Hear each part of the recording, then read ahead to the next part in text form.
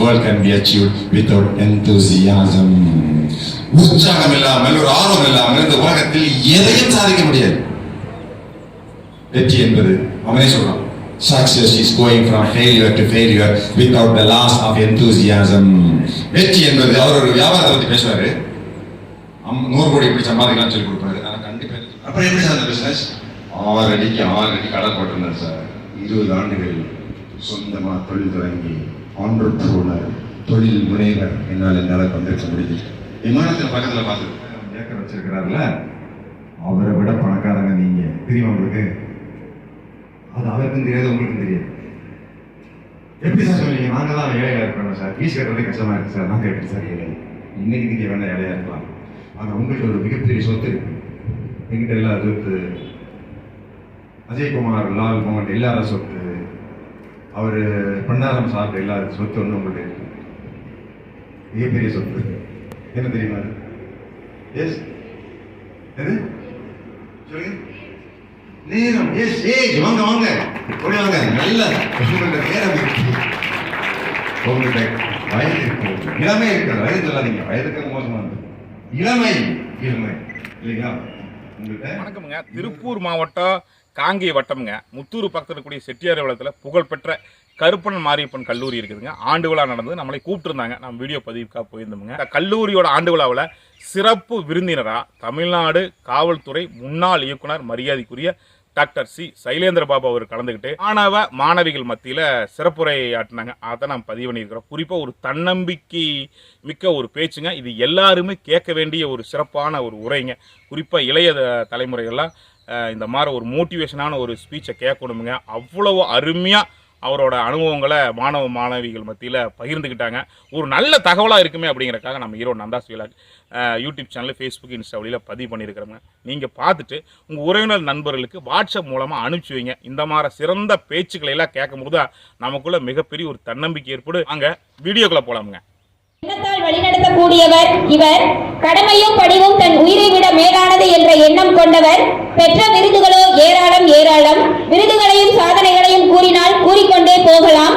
கடமை உணர்வுக்கான இந்திய குடியரசுத் தலைவர் விருது, உயிர் காத்த செயலுக்கு இந்திய பிரதமர் விருது, வீரதீர செயலுக்கான தமிழக முதல்வர் விருது, சிறப்பு பணிக்கான இந்திய குடியரசுத் தலைவர் விருது, காவல்துறை தலைமை இயக்குனர், ராணுவ சேவை என்ற பன்முகத்தன்மை கொண்ட இவர் நூல் பழக்கல் என்பது சான்றோர்கள் கூறிய பொன்மொழி. நல்ல நிலைக்கு உயர்ந்திட நல்ல நூல்களின் துணைகள் என்ற வரிகளுக்கு ஏற்ப தன்னுடைய அத்தனை நூல்களையும் வெளியிட்டவர்.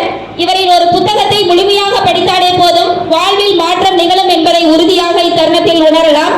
சாதனை செம்மல், சரித்திர நாயகன், இளைய சமூகத்தின் எழுச்சியூற்று, தமிழ்நாடு காவல்துறை தலைமை இயக்குனர் மற்றும் படை தலைவர் திரு மதிப்பிற்குரிய டாக்டர் சி சைலேந்திர பாபு ஐயா அவர்களை சிறப்புரையாற்ற அழைப்பதில் பெருமகிழ்ச்சி அடைகிறோம். Great salute sir. Welcome welcome sir. Mike is yours. Madam, ரொம்ப தாராளமாக என்ன அறிமுகம் பண்ணி வச்சுட்டீங்க. ஓவராக இன்ட்ரோடியூஸ் பண்ணி வச்சுட்டீங்க. Thank you very much. Hi students, how are you? Are you happy? I am very, very happy today. I am extremely delighted to meet all of you.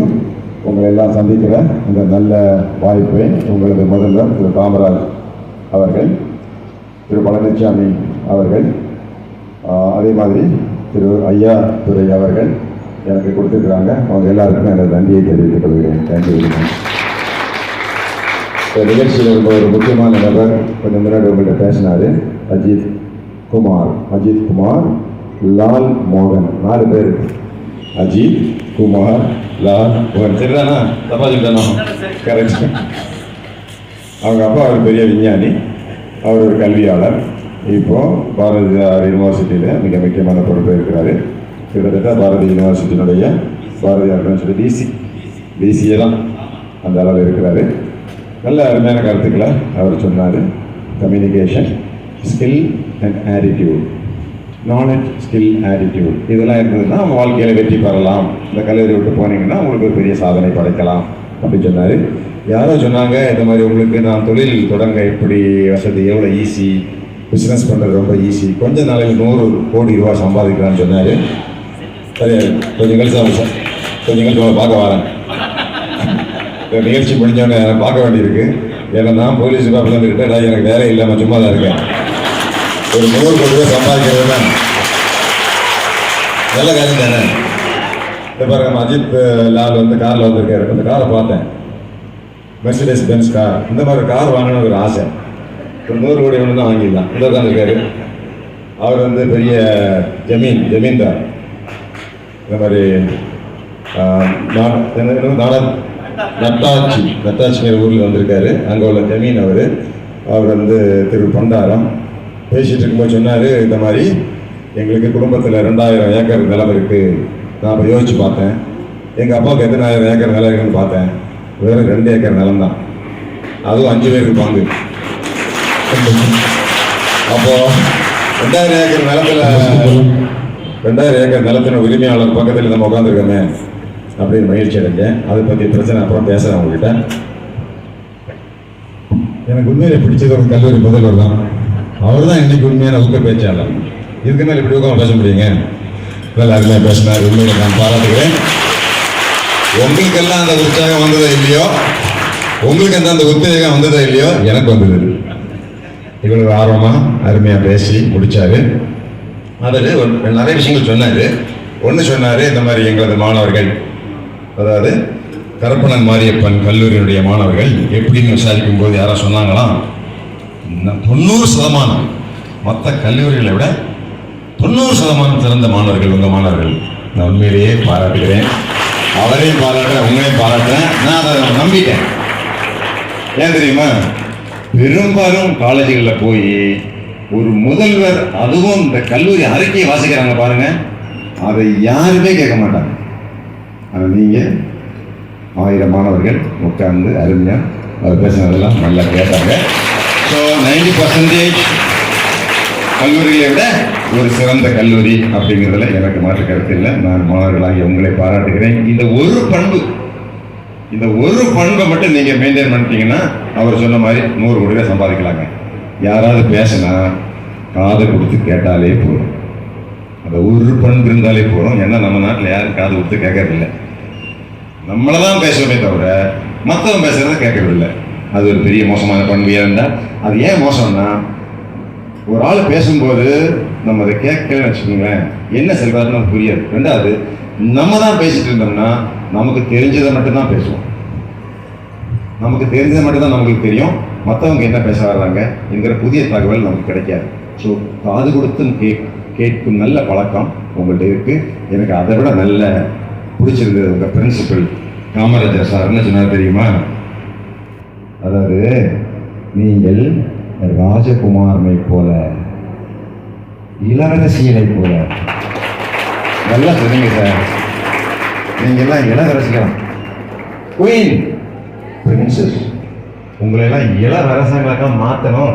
அதனால நீங்கள் எப்படி நடந்து கொள்ளணும், எப்படி ட்ரெஸ் பண்ணணும் ஒரு கோர்ஸ் எடுத்தாலும் உங்க தானே தேரம் தானே இருக்குது. இந்த குரூமிங் உங்களெல்லாம் எப்படி வளர்க்குறது,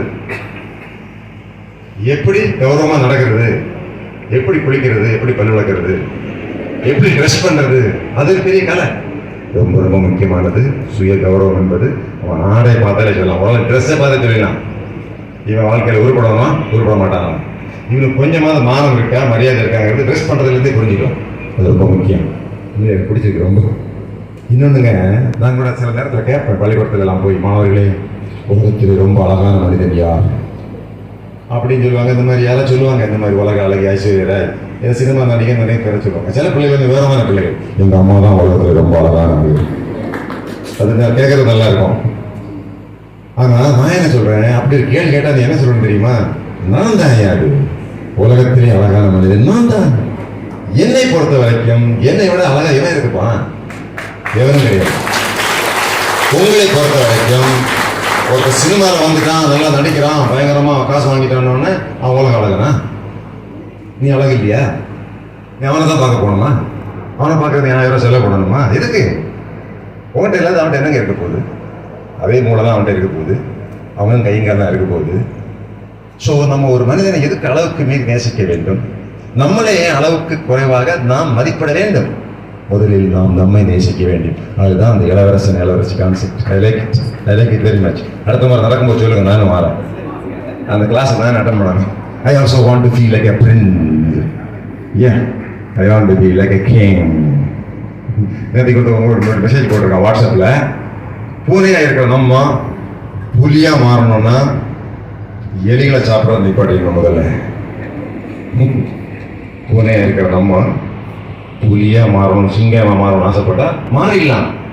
ஆனால் நம்ம அதுக்கு பிறகு போய் எலிகளை போய் தின்னுட்டு இருக்க முடியாது, பிடிக்கக்கூடாது.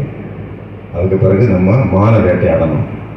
எனவே இன்னைக்கு இந்த ஆர்ட்ஸ் காலேஜில் இருக்கக்கூடிய நீங்கள் உயர்ந்த பதவிகள் வரணும்னு ஆசைப்பட்டீங்கன்னா கலெக்டர் ஆகணும், ஒரு போலீஸ் கமிஷனர் ஆகணும், ஒரு கம்பெனியில் மாதம் 1 கோடி ரூபாய் சம்பளம் வாங்கணும், சொந்தமாக தொழில் தொடங்கணும் அப்படின்னு ஆசைப்பட்டீங்கன்னா எலிகளை பிடிச்சி தின்னுட்டு இருக்கக்கூடாது. சினிமாக்களை பார்த்து நேரத்தை வேஸ்ட் பண்ணக்கூடாது. அறிவு, சிந்தனை, எழுத்து இதுவரை நம்ம தீவிரமான வேட்டையில் இறங்கினா தான் அது முடியுங்கிறது சொல்லி முடிச்சாரு. ரொம்ப நன்றி. மாணவர்கள்லாம் நீங்கள் வந்து வாழ்க்கையில் வந்து நாளைக்கு பண்ணலாம், அடுத்த நாள் பண்ணலாம் அப்படின்னு ஒத்தி போடாதீங்க. ப்ரோக்ராஸ்டினேஷன் அதுக்கு பேர்.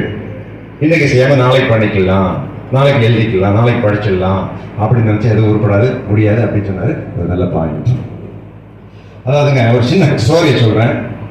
1608 ஆண்டு, 1608 அதுக்கு முன்னாடி இந்த இடத்துல ஒரு பின்தங்கிய இந்த பகுதியில் பெரும்பாலும் விவசாய மக்கள், கூலி வேலை பார்க்கக்கூடிய மக்கள், தொழிலாளிகள், படிக்க வசதி இல்லாதவங்க, குடும்பத்தில் யாருமே படிக்காத ஒரு சூழ்நிலையில் அப்பா படிக்கல, அம்மா படிக்கல, உங்கள் அம்மாவும் பாட்டியும் கண்டிப்பாக காலேஜ் சேர்ந்து படிச்சுக்க மாட்டாங்க. ஆனால் உங்களுக்கு ஒரு கல்வி தரணும்னு சொல்லிட்டு நல்ல எண்ணத்தோட கற்பனன் மாரியப்பன் என்கிற ஒரு நபர் இந்த பகுதியில் ஒரு கல்லூரியை நிறுவி இருக்கிறாரு. அவரை நாம் உண்மையிலே பாராட்ட வேண்டும். ஏனென்றால் நான் ஒரு கல்லூரியில் படிக்கக்கூடிய மாணவர்கள் நிறைய நற்பண்புகள் இருக்கணும். அப்பதான் கல்லூரியில் படிச்சதுல ஒரு பயன் இருக்கு. நற்பண்புகளே பெரிய பண்பு என்ன தெரியுங்களா? நன்றி உள்ளவர்களாக இருப்பது. நமக்கு கல்வி கொடுத்தவர்கள் 28 வருஷத்துக்கு முன்னாடியே இந்த பகுதியில் ஒரு காலேஜை கட்டி ஆண்களும் பெண்களும் படிக்கட்டும். காமராஜர் அவர்கள் நிறைய பேரை படிக்க வச்சார் தமிழ்நாட்டில். கோயம்புத்தூர் பகுதியில் உள்ள மக்கள் எப்பவுமே அவர் ஞாபகம் வச்சுப்பாங்க. அவர் இந்த ஊரை சேர்ந்தவர் அல்ல. பவானி சாகர் டேம் அவர் காலத்தில் 15க்கும் மேற்பட்ட அணைகளை கட்டினாங்க. சத்தியமங்கலம், கோயம்புத்தூர், மேட்டுப்பாளையம், உடுமலைப்பேட்டை, பொள்ளாச்சி மக்கள் வந்து அவர் ரொம்ப போற்றுவாங்க. அவங்க வீட்டில் படம்லாம் வச்சுருப்பாங்க. காமராஜர் படம். காமராஜர் அவர் சொந்தக்காரர் கிடையாது, இந்த ஊருக்காரர் கிடையாது. ஏனென்றால் அவர் நிறைய நன்மைகளை செஞ்சிருக்காரு. மிக முக்கியமாக தமிழ்நாட்டுக்கு கல்வி கொடுத்துருக்கிறாரு. மதிய உணவு திட்டம் கொண்டு வந்தார் காமராஜர். அப்படியாவது பிள்ளைகள் படிக்க வரட்டுமே அப்படின்னு. அதுக்கு பிறகு எம்ஜிஆர் அதை விரிவுபடுத்தினார். டாக்டர் கலைஞர் விரிவுபடுத்தினாங்க. பழைய முதலமைச்சர் ஜெயலலிதா மேடம் விரிவுபடுத்தினார். நமது முதலமைச்சர் பிரேக்ஃபாஸ்ட் ஸ்கீம் கொண்டு வந்துருக்காரு. தமிழ்நாடு முதலமைச்சர் காலை உணவு திட்டம். அப்படியே வாங்க, படிக்க வாங்க. சமுதாயங்கள் நல்ல காரியங்கள் பண்ணியிருக்கிறாங்க. ஸோ அவர்களுக்கு நாம் நன்றி உள்ளவர்களாக இருக்க வேண்டும். We should always be grateful to the people who have helped us in our education, in our personality development, in our future well-being. நமது வாழ்க்கையில் நமது பங்குதாரராக இருக்கக்கூடிய தாய், தகப்பன், ஆசிரியர்கள், கல்லூரி நிறுவனங்களுக்கு நம்ம கடைசி வரைக்கும் நன்றி உள்ள யாரையாவது தெரிஞ்சு வச்சுக்கணும். நான் நேற்றுக்கு ஒரு கல்லூரிக்கு போயிருந்தேன். சென்னையில் ஒரு கல்லூரி, அதுக்கு பேர் குயின் மேரிஸ் காலேஜ். இங்கே நீங்க 1000 பேர் படிக்கிறீங்க, எல்லாமே பெண்கள். எவ்வளவு படிக்கிறாங்க தெரியுமா? 6000 பெண்கள் படிக்கிறாங்க ஒரே காலேஜ். 6000 பெண்கள். நிறைய மாணவிகள் வந்துட்டாங்க. இவங்க நல்லா பேசிடுவான், கேட்டுடலாம் அப்படின்னு வந்தாங்க. அங்க உள்ளவங்களை சொன்னாங்க, சைலேந்திரபாபு நல்லா பேசுவான், பயங்கரமான பேச்சாளர். நான் தயவு செஞ்சு அப்படிலாம் சொல்லாதீங்க, நான் பேச்சாளனே இல்லை. உங்க முதல்வர் நல்லா பேசிட்டாரு. நான் பேச்சாளன் அல்ல, நான் காவல் அதிகாரி, நான் பயிற்சியாளன். I am a trainer, I am not a speaker. எனக்கு பேச உண்மையிலே தெரியாது, பயிற்சி பண்ண தெரியும். நீங்க ஆங்கிலத்தில் பேசணுமா, பயிற்சி கொடுக்குறேன். ஓடணுமா, பயிற்சி கொடுக்குறேன். நாளைக்கு கரூரில் 100 கிலோமீட்டர் சைக்கிள் ஓட்டுறேன், சைக்கிள் ஓட்டணுமா வாங்க சொல்லி கொடுக்குறேன். காவல்துறையில் புலர் விசாரணை பண்ணணுமா சொல்லி கொடுக்குறேன். எனக்கு பயிற்சி. IAS, இப்போ ஒரு IAS அகாடமியினுடைய நான் இயக்குநராக இருக்கிறேன். IAS வேணுமா அவங்களுக்கு, வாங்க, எனக்கு ஒரு 5000 மணி நேரத்தை கொடுங்க, உங்களை நான் IPS அதிகாரியாக மாற்றி காட்டுகிறேன். ஏனென்றால் நான் பேச்சாளர் அல்ல, நான் பயிற்சியாளர். அந்த மாணவிகள்கிட்ட நான் ஒரு கேள்வி தான் கேட்கிறேன். நீங்க 6000 பேர் படிக்கிறீங்க, PhD படிக்கிறீங்க, MSc படிக்கிறீங்க, இவ்வளவு பெரிய காலேஜ் எங்க இருக்கு தெரியுங்களா? சென்னையில. நான் டிஜிபியா இருக்கும்போது சென்னையிலே ரொம்ப அழகான பில்டிங் டிஜிபி ஆபீஸ் தான். போய் பாருங்க, நான் உட்காந்துருக்க ஆபீஸ் தான் சென்னையிலே நம்பர் 1 பில்டிங். பல முறை தேர்வாயிருக்கு. ரெண்டாவது ரிப்பன் பில்டிங், கார்பரேஷன் பில்டிங் சொல்லுவாங்க, அந்த ரயில்வே ஸ்டேஷன் இருக்கு இல்லைங்களா? இது மாதிரி அழகாக கிடையாது. இது அந்த கடல் பக்கத்தில் இருக்கும். 120 வருஷமா அதிகாரிகள் இருக்காங்க, வெள்ளக்காரன் கட்டது. அங்கதான் நான் பெரிய அதிகாரியா தமிழ்நாட்டில் இருக்கக்கூடிய 1,50,000 போலீஸ் அதிகாரிகளுக்கும் உயர் அதிகாரி நான். எனது ஆபீஸ் கதவை திறந்தேன்னா மெரினா பீச். எனக்கு அலுவலகத்தில் திறந்தேன்னா மெரினா பீச் தான் தெரியும். எனது அலுவலகத்துக்கு அடுத்த பில்டிங் தான் இந்த குயின் மேரிஸ் காலேஜ். நிறைய இடம் அந்த காலத்துல ரொம்ப அழகா இருந்திருக்கு. ஓரளவுக்கு மெயின்டைன் பண்ணுவோம். இந்த கல்லூரியை கட்டினது யார் உங்களுக்கு தெரியுமா? நீங்க 6000 பேர் படிக்கிறீங்களே, 110 ஆண்டுகளாக மாணவிகள் பெண்கள் மட்டும்தான் படிக்கிறாங்க. 110 ஆண்டுகளாக பெண்கள் படிக்கும், நீங்கள் படிக்கும் இந்த கல்லூரியை கட்டி எழுப்பினது யார் தெரியல. இந்த பாருங்க, இதே அழகுன்ற ஒரு பெண்மணிக்கு போட்டோ இருக்கு பாருங்க. பாருங்க, ஒரு வாரமா போட்டோ வச்சிருக்காங்க. அதுக்கு பிறகு அவங்க போட்டோலாம் பெருசு பெருசாக வச்சிருக்கீங்க, அழகா தெரியல சார். அந்த அம்மா பேரு டோரதி ஆ லாஹே. டோரதி சிஸ்லி ஆ லாஹே. டோரதி சிஸ்லி ஓல்ட்ரிச் ஆ லாஹே. இந்த ஒரு பெண்மணி தான் அவங்க அண்ணனை பார்க்கறதுக்காக மெட்ராஸ் வந்திருக்காங்க. மெட்ராஸ்ங்கிறது இன்னைக்கு இருக்கிற சென்னை. சொந்த அண்ணனை பார்க்க வந்திருக்காங்க. பார்க்கும்போது இந்த மொத்த பகுதி சென்னை, மதுரை, கோவை, திருச்சி, கன்னியாகுமரி வரைக்கும் பெண்களுக்கு இன்னும் காலேஜே கிடையாது. இந்தியாவிலேயே பெண்களுக்கு காலேஜ் கிடையாது. ஒரே 2 காலேஜ் தான். ஒன்று கல்கட்டா, இன்னொன்று திருநெல்வேலியில் சாராள் டக்கரா. அந்த காலேஜ் சாராள் டக்கர். அகில இந்திய அளவில், இந்தியானா இன்னைக்குள்ள இந்தியா கிடையாது. இந்தியா, பாகிஸ்தான், பங்களாதேஷ், பர்மா, ஸ்ரீலங்கா எல்லாம் சேர்த்து கூட்டினாலும் பெண்களுக்கு என்று கல்லூரி கிடையாது. 2 கல்லூரி தான். அந்த கல்லூரியை நீங்க எல்லாம் படிக்க முடியாது. சமுதாயத்தில் உயர்ந்த இடத்துல இருக்காங்க பாருங்க, பெரிய பெரிய பொசிஷன் இருக்காங்க பாருங்க, பெரிய அந்தஸ்து, பணக்காரங்க, உயர்ந்த ஜாதி, அவங்களுக்கு தான் படிப்பு. உங்களுக்கெல்லாம் கிடையாது, நமக்கெல்லாம் கிடையாது. அந்த சூழ்நிலையில் அவ என்ன பண்றான்னா, பெண்களுக்கு காலேஜ் படிக்கணும்னா நம்ம ஒரு ஆசிரியராக மாற வேண்டும். ஆசிரியர் பட்டம் படிக்கிறது அம்மா தாரதி. அந்த அம்மா BA படிக்குது, MA படிக்குது, ஹிஸ்டரி படிக்குது, BEd படிக்குது. சொந்தமா ஒரு கல்லூரி, இவ்வளவு பணம் வாங்கி பெண்களுக்காக ஒரு கல்லூரியை கட்டி அங்கேயே அவர்கள் ஆசிரியர், அங்கேயே அவங்க பிரின்சிபலா இருந்து அங்கேயே இறந்து போறாங்க. இவ்வளவு பெரிய ஒரு அமைப்பை கட்டி அவங்களை படிக்க வச்சாங்க பாருங்க. அவங்க பேராது உங்களுக்கு தெரியுமா அப்படின்னா தெரியல. நன்றி என்பது மிகப்பெரியது. நான் சொல்ல வந்த ஸ்டோரி 1608ஆம் ஆண்டு இங்கிலாந்து நாட்டில இருந்து ஒரு வர்த்தகம் சொன்னாங்கல்ல, கொஞ்ச நாளையில உங்களுக்கு 100 கோடி ரூபாய் சம்பாதிக்கக்கூடிய தொழில் அதிபராக மாற்றுகிறேன். நான் சொல்றேன், எனக்கு 500 மணி நேரம் 5000 மணி நேரத்தை கொடுங்க, என்ன IPS அதிகாரியா மாற்றி விடுகிறேன் அப்படின்னு சொல்றேன். அதற்கு அவமானாங்க. போலீஸ் வேலை போனா சம்பளம் கிடைக்காது, மாசம் சும்மா 50,000 பிச்சை காசு கொடுப்பான். வாங்க 100 கோடி சம்பாதிக்கிறீங்க, நல்ல ஐடியா தான், கண்டிப்பா பார்க்க சொல்லி கொடுங்க. ஸோ இது ஒரு வியாபாரம். இங்கிலாந்து நாட்டில இருந்து ஒரு கப்பலுக்கு பேரு த விக்டர். த விக்டர்னா வெற்றியாளர்கள், வெற்றி அப்படிங்கிற பெரிய கப்பல்ல சுமார் 80-90 பேர் கிளம்பி வந்து ஆப்பிரிக்காவுக்கு வந்து அங்க நேர குஜராத் நமது பிரைம் மினிஸ்டர் மோடி அவர்கள் ஊருக்கு வர்றாங்க. நர்மதா ஆறு, தப்தி ஆறு, அதனுடைய கரையில் இருக்கிறது தான் இந்த ஒரு சின்ன துறைமுகம். அகமதாபாத் பக்கத்தில் இருக்கக்கூடிய ஒரு ஊர். அங்க இறங்கணும் கேட்கிறாரு, இந்த மாதிரி இந்திய நாட்டினுடைய சக்கரவர்த்தி அவர் சொன்னார்கள், அவங்க எல்லாம் ராஜகுமார் நான் மாத்தணும், உங்க இளவரசனை மாத்தணும். இந்த நாட்டுடைய அரசன் யார்? ஜஹாங்கீர். ஜஹாங்கீர் தான் உட்கார்ந்துருக்காரு இங்க டெல்லியில. ஜஹாங்கீரை பார்க்கணும், அதெல்லாம் பார்க்க முடியாது. அவர் எங்கேயோ இருக்கார், 1000 கிலோமீட்டர் தாண்டி எல்லாம் பார்க்க முடியாது. நீ வெள்ளக்காரன். சூரத் நகர்ல இருந்து ஆக்ராவில் அப்ப டெல்லி வந்தாச்சு, டெல்லியில பார்க்க போனோம். அந்த அதிகாரிகள் வந்தாங்க, ஒரு செய்தி என்னென்ன பொருள் வச்சிருக்க கொடு. அந்த நாட்டில் அவங்க டெக்ஸ்டைல்ஸ், டைமண்ட், கோல்டு, பரிசு பொருட்கள், இங்கிலாந்து ராணியினுடைய பரிசு பொருட்கள் கட்டி வச்சிருக்காங்க. என்கிட்ட கொடு. பறிமுதல் பண்ணிட்டாங்க. பறிமுதல் பண்ணி கூட்டிட்டு போறான். 1 வருஷம் நடந்து கூட்டிட்டு போறான். யார? ஜஹாங்கீர். அவர் பிறந்தோம் சிம்மாசனத்துல ஜஹாங்கீர். ஐயா அந்த மாதிரி பார்க்க வந்திருக்கோம். என்ன கொண்டாந்துருக்க? பரிசு பொருட்கள், தங்கம், வெள்ளி எல்லாம் கொண்டாந்துருக்கோம். எனக்கு என்ன வேணும்? வியாபாரம் பண்ண அனுமதி வேண்டும். எங்க வியாபாரம் பண்ண போற? சூரத், வேற? மச்சுலிப்பட்டினம், வேற? மெட்ராஸ், சென்னை, மெட்ராஸ். வியாபாரம் பண்றதுக்கு 3 வருஷம் தங்கி நின்று 3 வருஷம் அங்க இது கிளம்பி வந்தது 1.5 வருஷம். இங்க 1.5 மணி நேரம் உட்கார்றதுக்கு வந்து முடியாம ஒரு சில மாணவர்கள் போயிட்டாங்க, வீட்டுக்கு போயிட்டான். கவனிச்சிங்களா? 2 பேர் கிளம்பி போயிட்டாங்க. 1.5 மணி நேரம் உட்கார்றதுக்கு பொறுமை இல்லை. அவன் 1.5 ஆண்டுகள் இங்கிலாந்துல இருந்து கிளம்பி வந்து கப்பல்ல கிளம்பி வரான். அவன் முக்கியமான ஆளுக்கு பேர் வில்லியம் டாக்கின்ஸ். வில்லியம் ஹாக்கின்ஸ் கப்பலுடைய தளபதி, கப்பலுடைய கேப்டன். இங்க இருந்து நடந்து போறான் 1.5 வருஷம், அங்க 1.5 வருஷம் வந்து வர்றது கப்பல்ல 1.5 வருஷம் நடந்து போய் பெர்மிஷன் கேட்கறான். சரி, ஓகே, நீ நல்லா தான் இருக்கிற, பெர்மிஷன் கொடுக்குறேன், வியாபாரம் பண்ணுங்கள். மாணவர்களே, இந்த நபர் திரும்பி போகும்போது எல்லா கதையும் எழுதுறான். என்னைக்கு கிளம்புறோம், என்னைக்கு வந்தோம், என்ன பிரச்சனை வந்து போச்சு, புயல்ல எப்படி சிக்கணும், எத்தனை பேர் சத்தம், எப்படி வந்து சேர்ந்தோம், யாருக்கெல்லாம் லஞ்சம் கொடுத்தோம். இப்போ லஞ்சம் சொல்லி வருத்தப்படுறோமே, இதெல்லாம் ஒன்றும் புதுசு கிடையாது.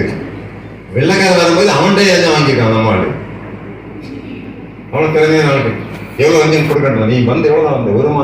1 மாதம் எவ்வளோ கடல்ல அலை அடிச்சதோ அந்த அளவுக்கு பணம் கொடுக்கு அப்படிங்கிறான். ஒவ்வொரு அறைக்கும் ₹1 கணக்கு போடு. அப்படிதான் அவன் வந்திருக்கான். அவன் அங்க போய் இங்கிலாந்துக்கு போய் தகவல் சொல்லும்போது எழுதுறான், கதையெல்லாம் எழுதுறான். இங்கிலாந்து போற வழியிலேயே அவன் செத்தே போயிட்டான், வில்லியம் ஹாக்கின்ஸ். ஆனால் அடுத்த வியாபார நபர்கள் வராங்க, சென்னைக்கு வராங்க, பாண்டிச்சேரிக்கு வராங்க, பக்கத்தில் கடலூர்ல வர்றாங்க. கடலூர் மாவட்டத்தான் எஸ்பிஆர் இருந்த ஒரு பில்டிங் பேரே ஒயிட் ஹவுஸ். மாவட்ட எஸ்பி சைலேந்திர பாபு தங்கி இருந்த வீடு பார்த்தீங்கன்னா 7 ஏக்கர் ஒரே வீடு, வெள்ளக்கார. இன்னும் இருக்குதுங்க, வேணா போய் பார்க்கலாம். நான் டோரை திறந்தேன்னா பெங்கால் வங்காள விதிக்குட்டா பக்கத்தில் இருக்கிறது Fort Saint David Robert Clive தங்கி இருந்த வீடு தான் என் வீட்டுக்கு பக்கத்து வீடு. கடலூர்ல வெள்ளக்காரன் வந்துட்டான், பாண்டிச்சேரியில பஞ்சுக்காரன் தொகடிச்சிட்டான், சென்னைக்கு வந்தாச்சு, வெள்ளூரை பிடிச்சாச்சு, சவுத் இந்தியா பிடிச்சாச்சு, சென்ட்ரல் இந்தியா பிடிச்சாச்சு, இந்தியாவை பிடிச்சிட்டான். கூடவே ராணுவம், மெட்ராஸ் ராணுவம், வெள்ளூர் ராணுவத்தை வச்சு இந்தியா, பாகிஸ்தான், பங்களாதேஷ், ஸ்ரீலங்கா, பர்மா. இங்கிலீஷ்காரன் 1900 ஆண்டுல தங்களை விட 100 மடங்கு அதிகம் மக்களை ஆண்டு கொண்டிருந்தார்கள். கொஞ்சம் பேர் 18 மாதங்கள் கடந்து வந்து வியாபாரத்துக்கு பெர்மிஷனை வாங்கி இந்த நாடே பிடிச்சிட்டான். பிடிச்சது மட்டுமா, ரோட போட்டான், குளத்தை வெட்டினான், ட்ரெயினை விட்டான், பள்ளிக்கூடங்களை கட்டினான், கல்லூரியில் கட்டினான், ஆஸ்பத்திரி கட்டினான், சட்டத்தை கொண்டு வந்தான். இந்த நாட்டில் சட்டமே கிடையாது. Indian penal code, criminal procedure code, Indian evidence act, சட்டங்கள். பெண்களுக்கான சதி என்ற ஒரு மோசமான நிலைமை இருந்தது. பெண்களை எரிச்சு கொண்டு வந்த புருஷன் சட்டம், அதை தடுக்கும் சட்டம் 1829. எல்லா மனிதர்களும் நிலம் வாங்கலாம், ஒரு சிலர் மட்டும் நிலம் வைக்கலாம்னு சொல்ல சட்டத்தை எல்லாம் மாத்தினான். எல்லாருமே படிக்கலாம்னா, ஆங்கிலம் படிக்கலாம்னு சொன்னான். அப்படி இங்கிலீஷ்காரன் விமானத்தை கொண்டு வந்தான், கப்பலை கொண்டு வந்தான், ஆஸ்பத்திரி கொண்டு வந்தான், கல்லூரிகளை கொண்டு வந்தான், பெண்களை படிப்பதற்காக நிறைய கல்லூரியை கட்டினான். இந்த இங்கிலீஷ்காரன் தங்களை விட 100 மடங்கு அதிகமான மக்களை அடக்கி ஆண்ட ரகசியம் என்ன? எப்படி அவர்களால் இதை முடியும்? இந்தியா மட்டும் இல்லை, ஆப்பிரிக்கா நாடு, பல நாடுகள் கண்ட்ரோல், அமெரிக்காவா கண்ட்ரோல் தான் இருந்தது. அமெரிக்க நாடு கண்ட்ரோல் தான். அதுக்கப்புறம் சிவில் வார். இப்போ இந்த ஆங்கிலேயர்கள் இந்திய நாட்டை பிடித்து ஆண்ட அதற்கான காரணம் என்ன? Girls can tell me the reason. உங்களுக்கு பரிசு கொடுத்திருக்காரு உங்க பிரின்சிபல். சரியான பதில் சொன்னீங்கன்னா உங்களுக்கு ஒரு பரிசு. What's the reason a few people from England came and conquered this large country and ruled this country for more than 150 years? Yeah, boys, என்ன காரணமா இருக்க முடியும்? அதுக்கு உங்களுக்கு தொடர்பு இருக்கு, அதனால நான் கேட்டேன். எஸ், என்ன காரணம்? நம்ம நாட்டின் சொல்லுங்க, பரவாயில்ல. அரசியல் மோசம் ஒற்றுமே இல்லை. நம்ம நாடு இருந்தாங்க. Yes, I appreciate this point. Politically, அரசியல் ரீதியாக இங்கே ஆண்ட மக்கள் மத்தியில் ஒரு ஒற்றுமை இல்லை. இன்னைக்கு இருக்கா? உங்களுக்கு ஒற்றுமை இருக்கா? உங்க வீட்டில் உங்களுக்கு உங்க தம்பிக்கு ஒற்றுமை உண்டா? உங்க அப்பா அம்மா இந்த ஒற்றுமை என்பது பெரிய பண்பு, மனித பண்பு. அதை டெவலப் பண்ணீங்கன்னா அவசரம் 100 கோடியே சம்பாதிச்சிடலாம். கோஆர்டினேஷன், கொலாபரேஷன், கோஆபரேஷன், ஃப்ரெண்ட்ஷிப் நல்லா வாங்க பிடிச்சிருக்கு. ரொம்ப நெருங்கின பதில். இங்க உள்ளவர்களுக்குள்ள ஒரு புரிதல், ஒற்றுமை. அந்த புக்கு சார். எஸ், கொஞ்சம் ஒற்றுமை, கொஞ்சம் ஒற்றுமை. மனிதர்களை நேசிக்க வேண்டும் இல்லைங்களா? மனிதர்களை நேசிக்கணும் இல்லையா? ஒற்றுமை இருக்கணும் இல்லையா? மனிதனுடைய பெரிய குணமே என்னன்னா, மனிதர்கள் ஒன்று சேர்ந்து விட்டால் பெரிய காரியங்களை செய்வார்கள். பெரிய சிங்கத்தை பிடிச்சி ஜெயில போட்டுருவோம். யாரு? மனிதன். நம்மளோட பெரிய யானை அதை பிடிச்சி போய் கூடல் அடையலாம் மனுஷன். மனிதனுடைய பெரிய பண்பு. ஒரு காலத்துல இந்த பூமியை ஆண்டவர்கள் யார் தெரியுமா? மனிதர்கள். சிங்கமும் புலியும் தான் இந்த நாட்டில் பெரிய மிருகமா இருந்தது. இப்பதான் மனிதர்கள் அதை கொண்டு போய் மிருகராட்சியால் அரசு. ஏன்னா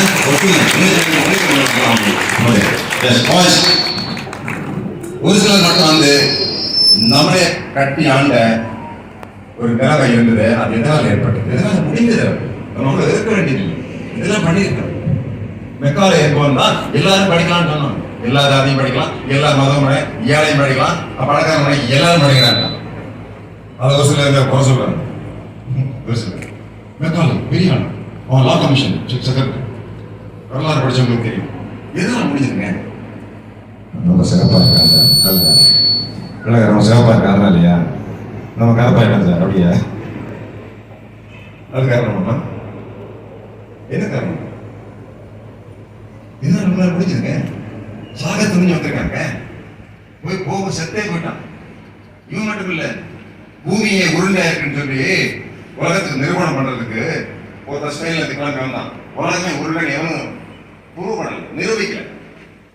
1519 ஆண்டு கிளம்பினான். 1522 ஆண்டு திரும்பி வந்தான். 307 பேர் போனாங்க. திரும்பி வந்தது 18 பேர். மற்றவங்கலாம் வந்து சொர்க்கலோகத்தில் டேஸ் இருந்தாங்களா? செத்தே போயிட்டான். அவனும் செத்தான். அவன் பாடிதான் வந்தது. ஆனா ப்ரூவ் பண்ணிட்டான் உலகம் உருண்டை அப்படிங்கிறது. இதனால முடிந்தது வாய்ஸ். அவங்களுக்கு நமக்கு என்ன வித்தியாசம்? ஏன் அப்படி கிளம்பிருந்தாலும் எஸ் சும்மா சொல்ல பரவாயில்ல. Yes what he says is important. வா ஓடி எஸ் எஸ் இதான் அவங்க முதல்வர் சொன்னாரு. நல்ல பாயிண்ட் அடிச்சார் பாருங்க. Yes I like this point.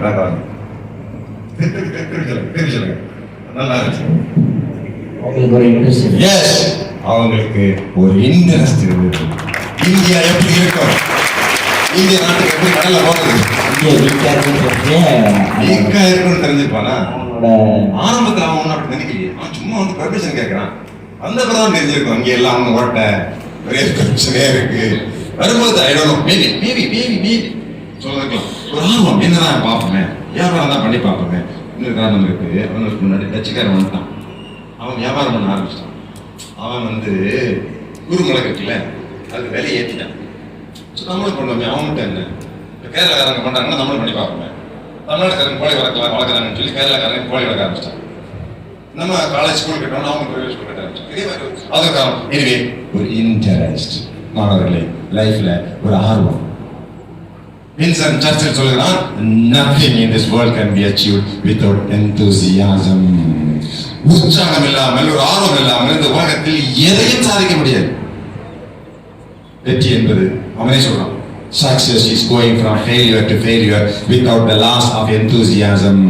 வெற்றி என்பது அவர் ஒரு வியாபாரத்தை பத்தி பேசுவாரு.